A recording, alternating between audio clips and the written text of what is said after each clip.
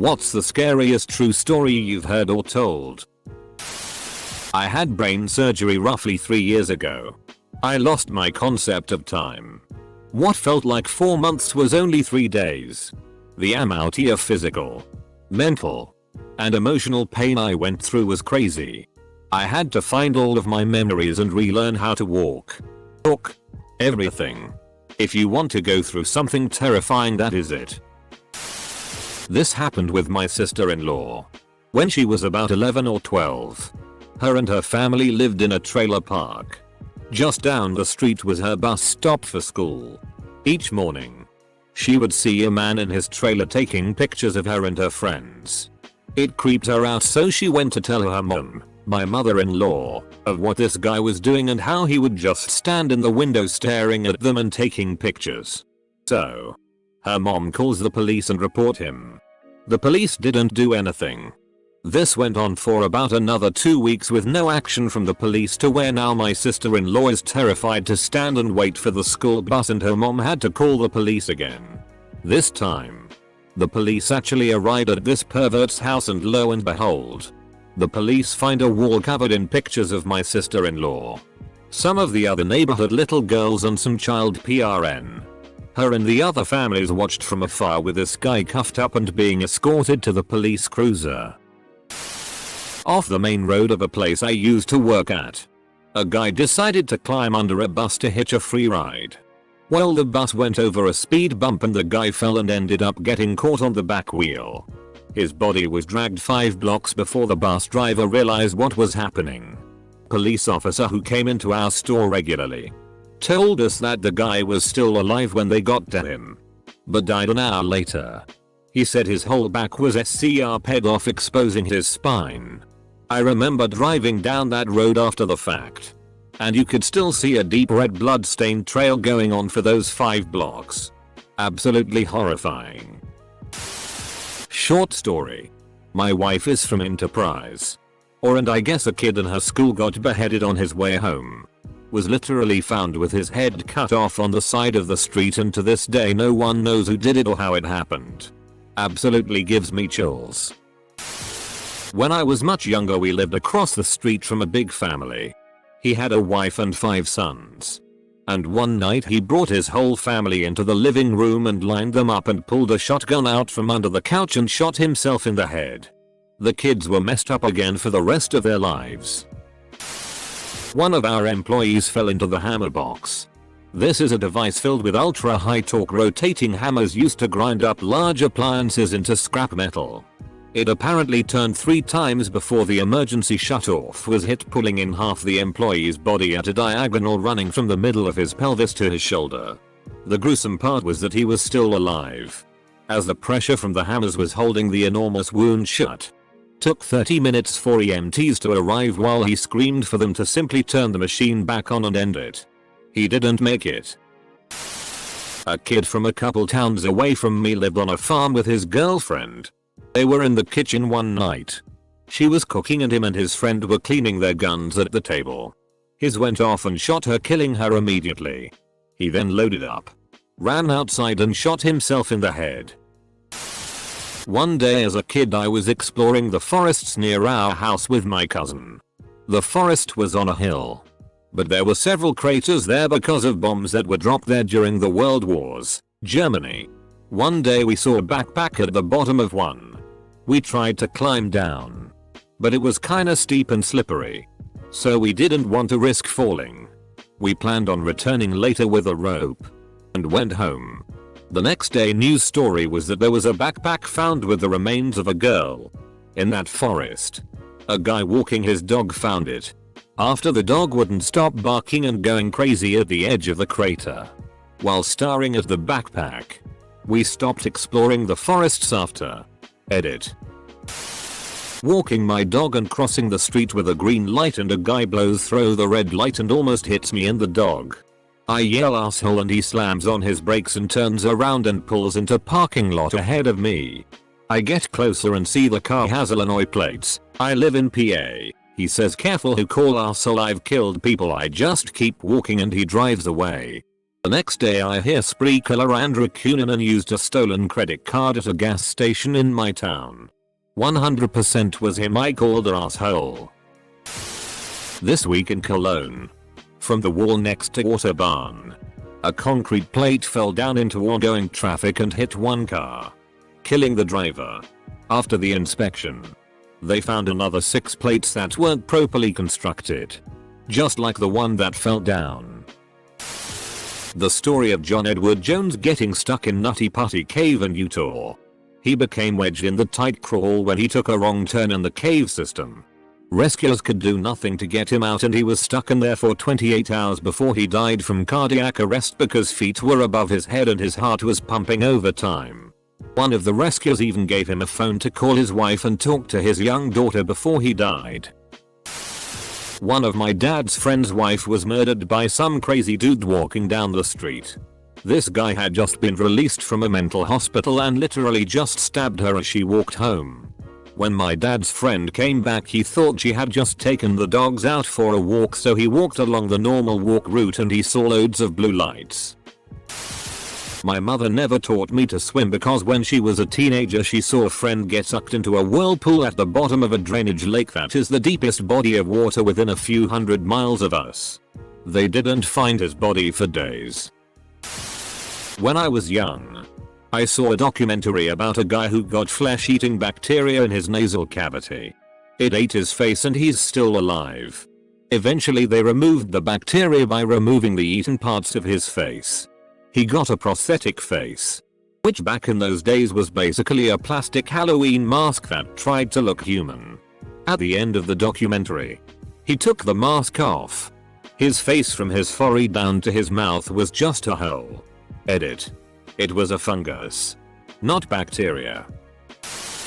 I think the story of Tina Fey getting the scare on her face is super ed up. She was a kid just sitting and playing in her front yard when a random guy pulled up, got out of his car and slashed her face for no reason with a razor. WTF. I was in the drunk tank with a guy who beat another man to death.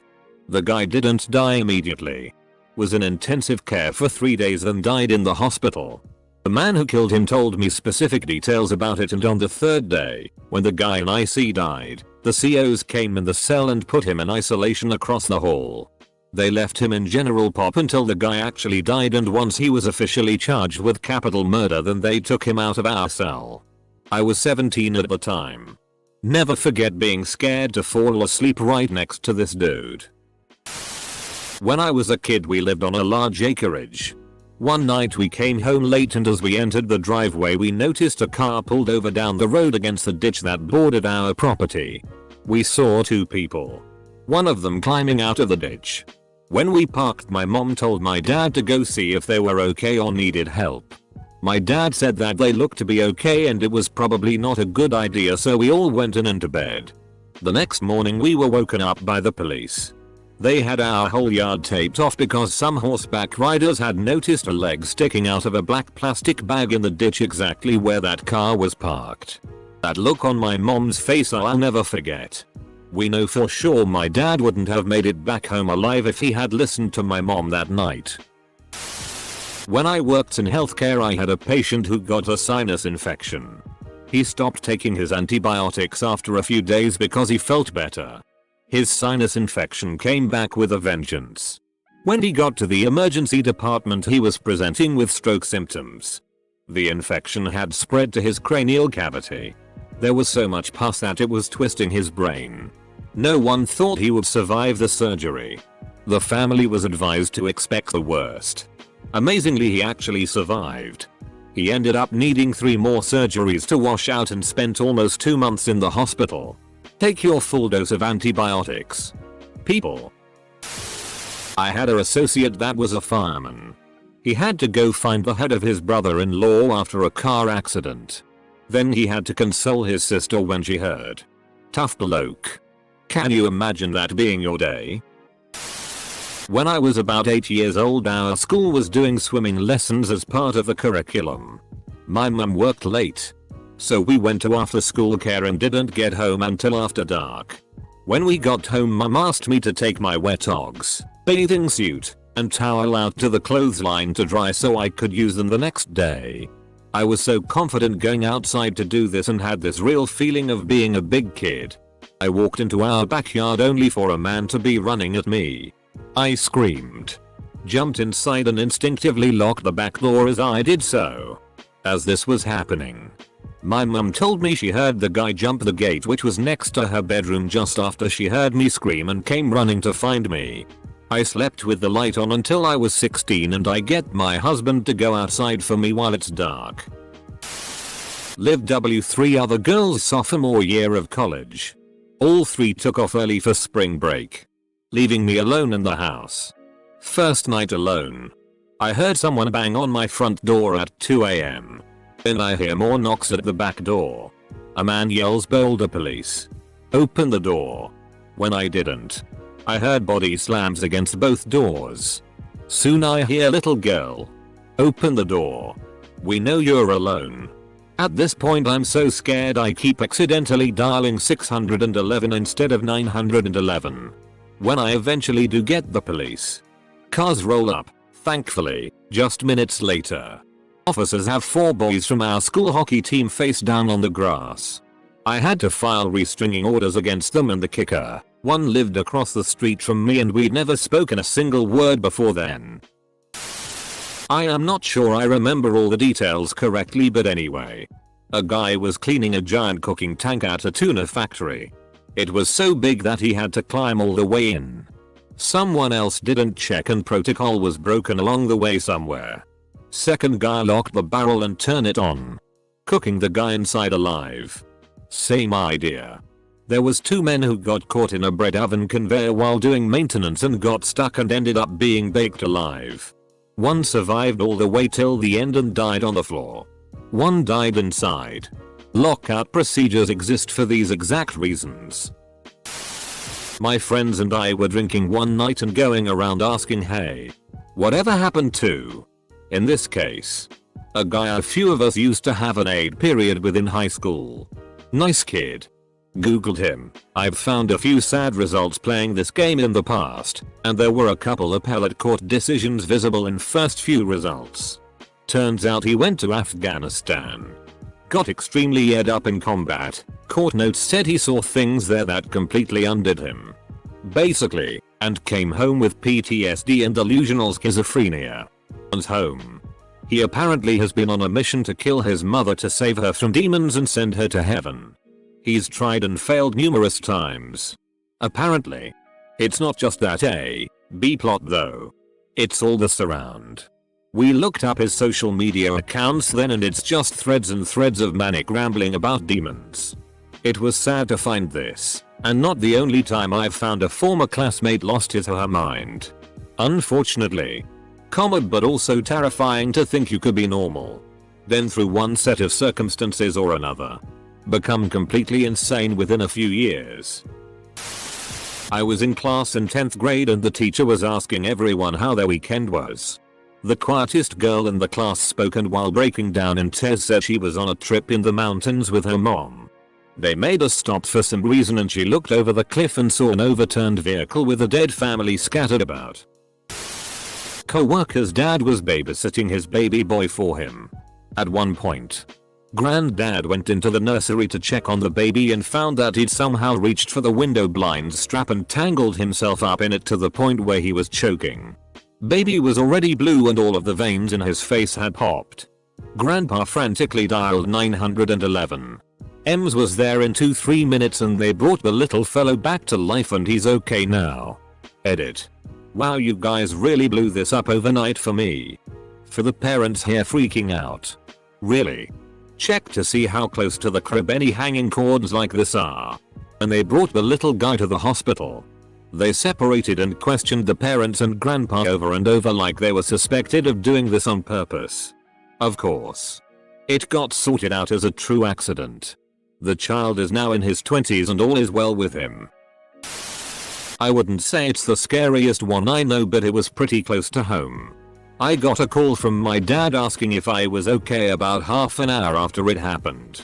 Recently a guy at my university was doing construction on a new building. Basically there were 3 dudes standing on a big glass roof thing that was supposed to be stable. Long story short, it wasn't. They fell right through the thing. 2 guys got out okay. But it was a 20-something temp worker who ended up getting killed because of it. I mean, that's combining falling to your death with getting lacerated to death. Awful way to go. Back in the 70s. Some friends and I planned a camping trip to Northern Cali for a long weekend. We packed up and headed north on the highway. Somewhere around Bakersfield we picked up a hitchhiker headed to Kernville, who we dropped off before heading further north. So we get to our campsite and start getting things set up. My GF finds a note tucked into the top of her backpack. It read, "I could have killed all of you.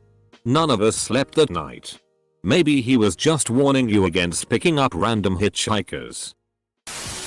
Last year, there was a girl named Ruth who went to University of Illinois Chicago. She was heading out from an event and was catcalled by a man who followed her into a parking garage. He killed and up-hid her, then just left her there. She went to a high school near me and it breaks my heart to recall the story. Edit. Few years ago, I worked at a bar near a forested area. One day, it was like 10 PM and some random kid comes running and screaming and saying my mommy and daddy are trying to kill me. Shortly after, a woman and a man enter the bar, presumably his parents. They ask me if I saw where their son went. I said no and they exit, uttering to themselves. I call the police and they come like 13 minutes later. They search the area for the parents and take the kid with them. And that's all I remember. Edit. I was robbed at gunpoint in front of my house.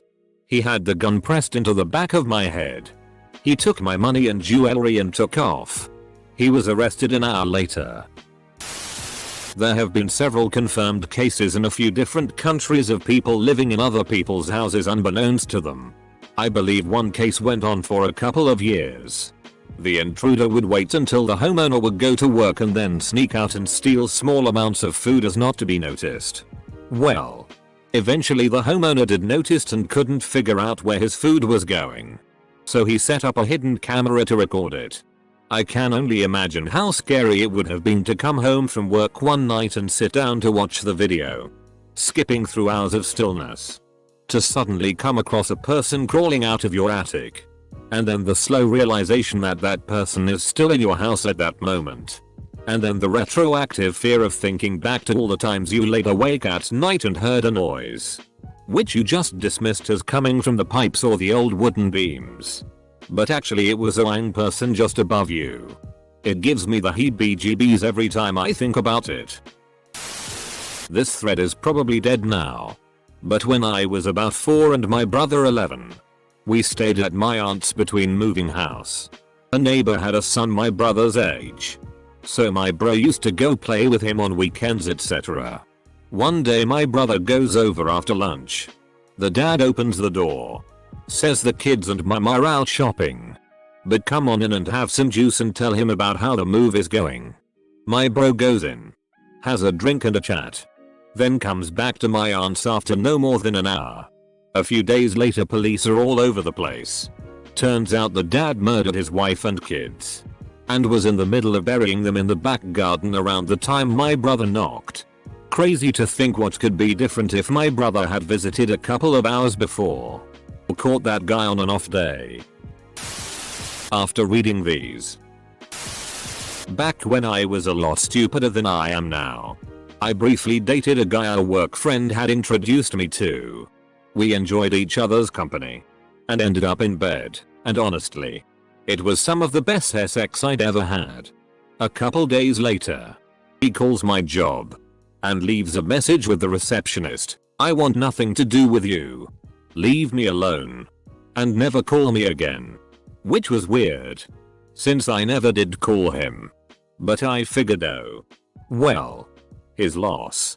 A couple weeks later, police found a girl stuffed in a well the next town over. She'd been beheaded.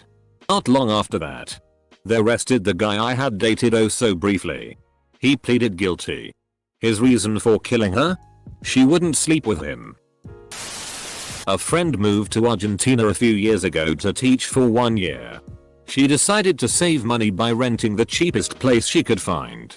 Turns out the cheapest place in Buenos Aires is also the most dangerous. On the first day there, she looks out the window just as a guy runs up to another guy on the street and shoots him in the head before running off. She found a new place the next day. This happened to my wife's friend. So one evening she was driving home from work in a quiet area when an unmarked police car speeded up behind her and started flashing his blues and signaling for her to pull over. To this day she doesn't know why, but felt something wasn't right. After a call to her boyfriend, he gave her a contact number for our local police station. She rang the number and asked about an unmarked police car wanting to pull her over. The person on the phone did a quick check, or possibly contacted a dispatcher. I don't remember. What they told her was to keep driving but stay calm. Full stop. Within a few minutes 4 marked cars came speeding up behind, and before she knew what was happening, boxed the unmarked car in and forced it to stop. The dispatcher told her to drive around the corner and stop. As it turned out, this guy was being hunted by police for pretending to be an officer to get young women to pull over, where he at gunpoint RPs them. My mom's best friend was murdered by a man because she broke up with him. Leaving an abusive person is the most dangerous time of the entire relationship because the abuser is about to lose all control. That's why it's not as simple as I would just leave. Tell him her to off and just go. No. You need a secret plan, friends to help, and a secret destination. Hence why abuser's first step is usually to isolate you from your support network and cut off access to your money. It requires a lot of planning and help to escape. And even then it's incredibly dangerous. I had the most likable stepfather at the time. Treat me really well. We would rent movies and plenty of nice activities for a 10-year-old boy. Until he cheated on my pregnant mother and she broke up. He threatened her. But from what I recall, she didn't took it too seriously. He waited for us one night hiding in our apartment. Luckily for me, I had stayed at my grandmother's place to sleep. He tied her up, RP'd and killed her. The baby did not survive. During trial he said he would have killed me too. After years I got more details of Ed's stuff he had done. Like being abusive mentally and physically. But I couldn't see it as a kid. Didn't have contact with him for 17 years. From what I heard, he got out of prison a couple of months ago. I have no idea if he still want me dead or not. I want to move out to somewhere else. I've been living in the same neighborhood all my life, but can't afford it right now. So I'm trying to be extremely careful and hoping for the best. I had 2 incidents in school that I still don't understand. I would have been year 9/10. So about 14/15 years old. The first one. I was walking out the school gates when this huge man who I didn't know stopped me and asked, "Do you know Mental Hamster?" To which I quickly answered no. And went on to my school bus home. I never found out why someone was asking after me. The second occasion. Someone phoned up the school reception saying that they were waiting on road nearby to take me to the dentist. I didn't go because I knew that I didn't have an appointment booked. Again. I have no idea what it was about. A week after my wife's sister, we'll call her Jane, 35, gave birth. She was at her house and her mother-in-law, we'll call her Betty, was staying with her while her husband was at work. Jane passed away in her bed a week after giving birth. After the funeral, everyone gathered at my house. Betty is a pretty heavy drinker and got pretty drunk at the gathering. She proceeded to tell me and my mother about the day Jane passed. She said the baby was crying and she checked on Jean in bed. Betty said that she saw Jean shaking and babbling, but her eyes were closed. So Betty thought that Jean was having a bad dream. Betty went and took a shower. Another hour goes by and the baby started crying again. So Betty went to check on Jane again. But Jane was dead by then. I've never told my wife or brother-in-law what Betty told me. And I don't plan to.